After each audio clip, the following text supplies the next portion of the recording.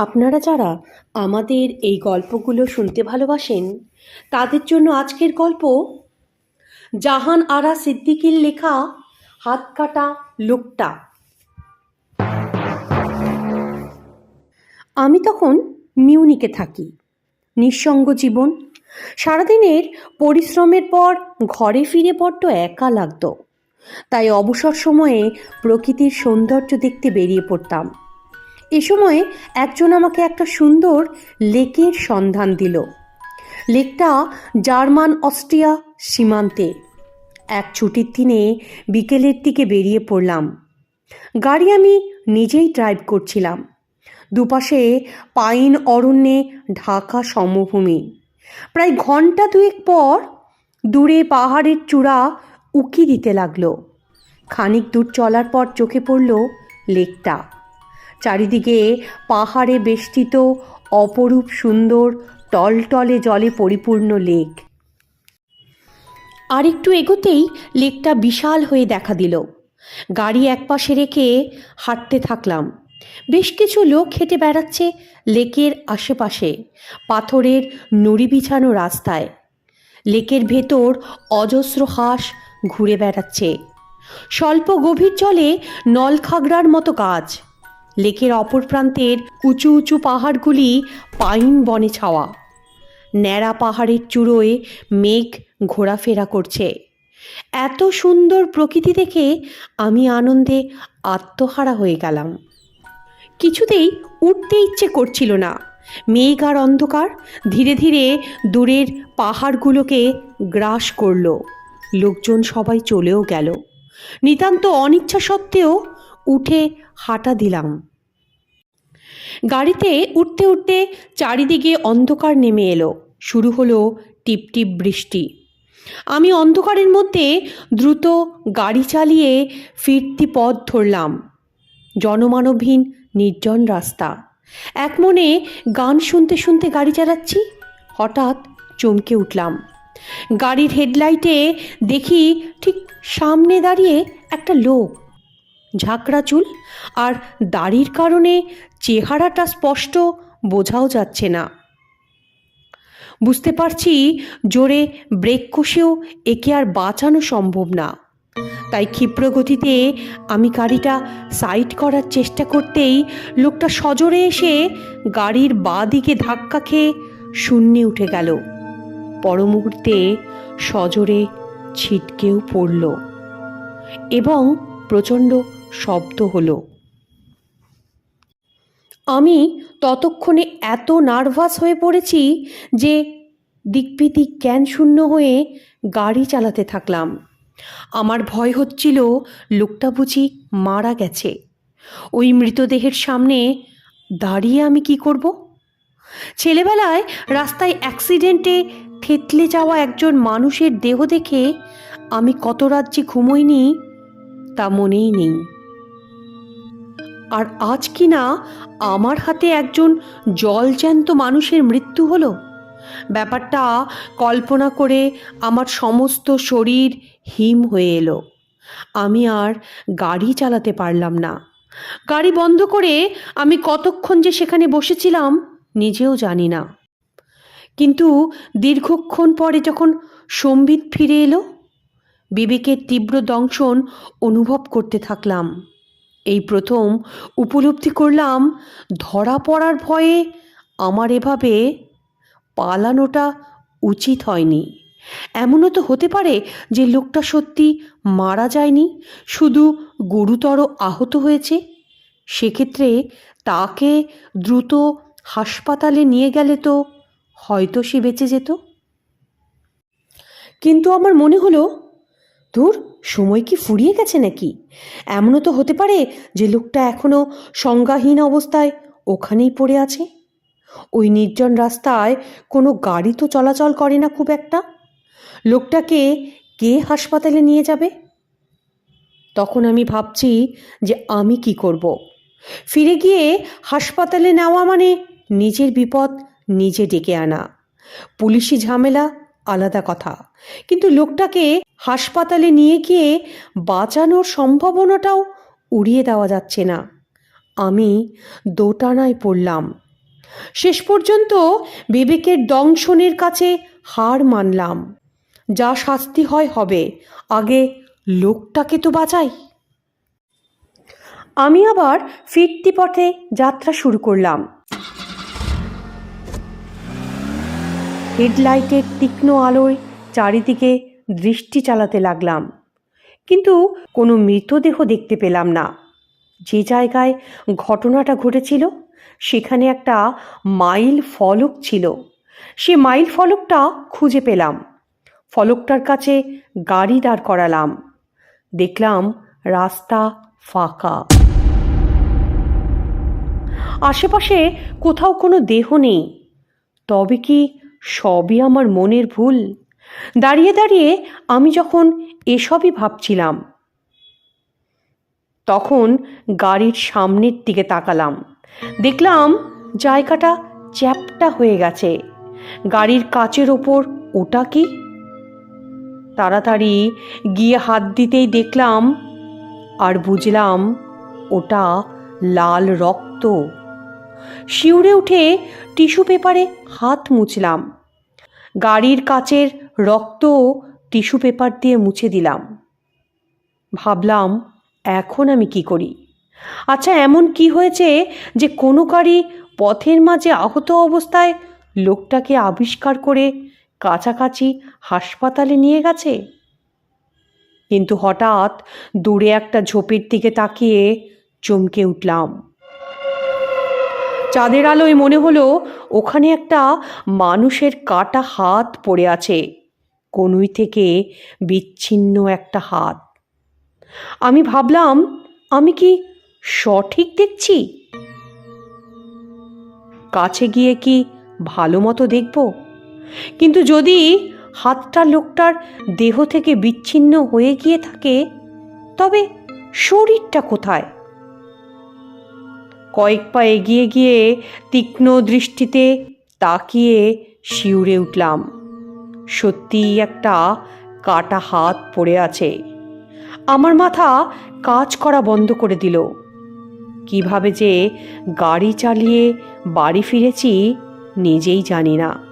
সারা রাত চোখে ঘুম এলো না। সকালে বন্ধুর বাড়ি গিয়ে সংক্ষেপে তাকে ঘটনাটা জানালাম। সে চিন্তিত হয়ে বলল, গাড়ি চালিয়ে ভেগে যাওয়াটা তোমার কিন্তু ঠিক হয়নি। আমি বললাম, সেটা তো আমি নিজেও বুঝতে পারছি, কিন্তু ওই অবস্থায় আমার মাথা কাজ করছিল না। বন্ধু বলল, চলো তবে খোঁজ করে দেখি। ওর প্রস্তাবটা আমার পছন্দ হলো। বললাম, এখন দিনের আলোয় লাশটা ঝোপঝাড়ের আড়ালে থাকলে সহজেই খুঁজে পাবো। চলো। এতক্ষণে পুলিশও পৌঁছে গেছে সেই জায়গায়। মনে মনে নিজেকে শক্ত করলাম আর বললাম, শাস্তি হোক আর যাই হোক, আমি গিয়ে দেখতে চাই লোকটার কি হয়েছে। আমার কথা শুনে আমার বন্ধু রাজি হলো।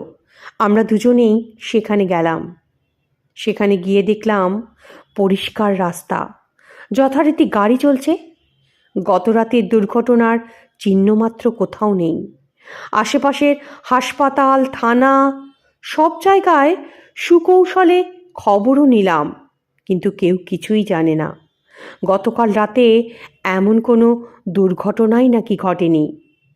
আমি কথাটা শুনে হতভম্ব হয়ে গেলাম। এত কিছু মনের ভুল তো হতে পারে না। গাড়িটা চ্যাপ্টা, তার উপর রক্ত, এটা কি করে সম্ভব? কিন্তু বন্ধু বলল, ওটা কোনো জন্তু ছিল না তো।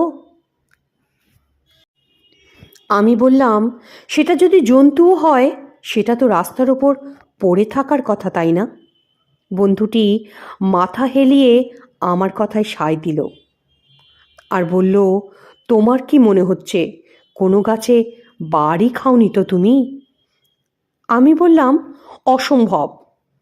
সে আমাকে উপদেশ দিল, তুমি খুব ক্লান্ত, এক কাজ করো, আজ রাতে ঘুমের ওষুধ খেয়ে ঘুমোও, দেখবে মন থেকে দুশ্চিন্তা উধাও হয়ে গেছে। আমি কিছুই বুঝতে না পেরে ফিরে এলাম। রাতে বন্ধুর পরামর্শ মতো ঘুমের ওষুধ খেয়ে শুয়েও পড়লাম। গতরাতে ঘুম না হওয়ায় শরীরটা ক্লান্তই ছিল। শোবার কিছুক্ষণের মধ্যেই ঘুমিয়ে পড়লাম। কতক্ষণ যে ঘুমিয়েছি জানি না। হঠাৎ ঘুমটা ভেঙে গেল। মনে হলো বিছানার পাশে কাচের জানলায় কেউ একজন টুকটুক করে টোকা দিচ্ছে। ভালো মতো তাকিয়ে চমকে উঠলাম। চাঁদের আলোয় একজন দাড়ি গোঁফওয়ালা মানুষ মূর্তি দেখা যাচ্ছে। কে ওখানে এত রাতে ভেবেই আমি চিন্তিত হয়ে পড়লাম। কিন্তু ভালো মতো দেখতে যাব তার আগেই মূর্তিটা অদৃশ্য হয়ে গেল। আমি ধাঁধায় পড়লাম। নিজের ওপর সন্দেহ জাগতে শুরু করলো। ভাবলাম আমি নিজে প্রকৃতিস্থ তো।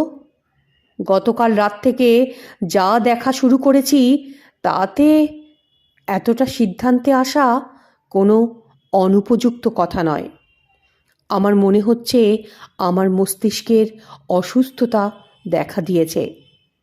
ঘুমের ওষুধের প্রভাবেই সম্ভবত মনে প্রচণ্ড সাহস ছিল। আমি দ্বিধাদ্বন্দ্ব ঘোচানোর জন্য ঘরের দরজা খুলে বেরিয়েও এলাম। আমার বাংলোটা লেক সংলগ্ন। সামান্য দূরে আরও 3টে বাংলো। কোনো বাংলোতেই আলো জ্বলছে না, অর্থাৎ সবাই ঘুমোচ্ছে। সুদীর্ঘ লেকের বিশাল অংশ জুড়ে এত অজস্র গাছ যে মনে হচ্ছে সেটা কোনো অরণ্য। মাঝে মাঝে এখানে বনো শুয়োরের দেখাও মেলে। কখনো কখনো হরিণও ঘুরে বেড়ায়। অজস্র পাখি গাছের ডালে ঝুলে থাকে। জায়গাটা খুব সুন্দর। চাঁদের আলোয় আরও সুন্দর দেখাচ্ছে। বেশ খানিক দূর হাঁটার পর হঠাৎ সম্বিত ফিরে পেলাম। এ কি করছি আমি? ঘুরে পাওয়া মানুষের মতো এই বিপদসংকুল জায়গায় গভীর রাতে হেঁটে বেড়াচ্ছি। তাড়াতাড়ি ঘুরে বাড়ির দিকে রওনা দিলাম। সামান্য পথ গিয়েছি কি যায়নি, এমন সময় ঝোপের পাশে একটা শব্দ শুনলাম। থমকে ঘুরে দাঁড়াতেই চোখে পড়ল একটা ভয়াবহ দৃশ্য। দাড়ি গোঁফওয়ালা সেই লোকটা আমার দিকে এক দৃষ্টে তাকিয়ে আছে। সমস্ত শরীর ওভারকোটে ঢাকা, কিন্তু এ কি? লোকটার কনুই থেকে ডান হাতটা বিচ্ছিন্ন। দৃশ্যটা বিদ্যুতের মতো আমার মাথায় আঘাত করল। আমি পাগলের মতো দৌড় দিলাম। ঘরের দরজা যেমন খোলা ছিল তেমন খোলা আছে, ভেতরে কেউ নেই। আমি দরজা বন্ধ করে বিছানায় বসে হাঁপাচ্ছি। ঘড়ির দিকে তাকাতেই বুঝলাম ভোর হতে দেরি নেই। বাকি রাতটা আমি লাইট জ্বালিয়ে জেগেই রইলাম।